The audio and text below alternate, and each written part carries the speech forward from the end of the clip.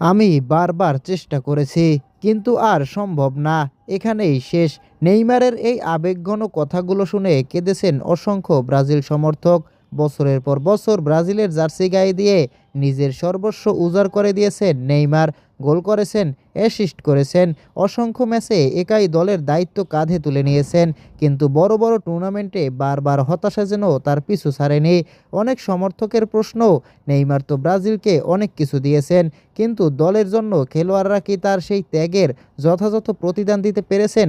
গুরুত্বপূর্ণ মুহূর্তগুলোতে কি তিনি যথেষ্ট সমর্থন পেয়েছেন?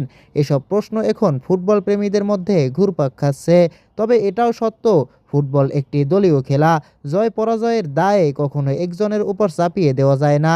তবুও নেইমারের ক্যারিয়ারে চোট, চাপ এবং প্রত্যাশার ভার ছিল অসাধারণ। নেইমারের এই আবেগঘন বার্তা এখন বিশ্বজুড়ে আলোচনার জন্ম দিয়েছে।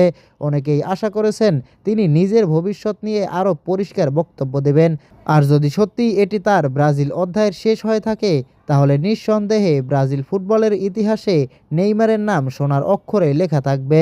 প্রিয় দর্শক, আপনার কি মনে হয়, ব্রাজিল দল কি নেইমারের প্রাপ্য সমর্থন দিতে পেরেছিল, নাকি তিনি আরও বেশি প্রাপ্য ছিলেন? কমেন্টে আপনার মতামত জানাতে ভুলবেন না।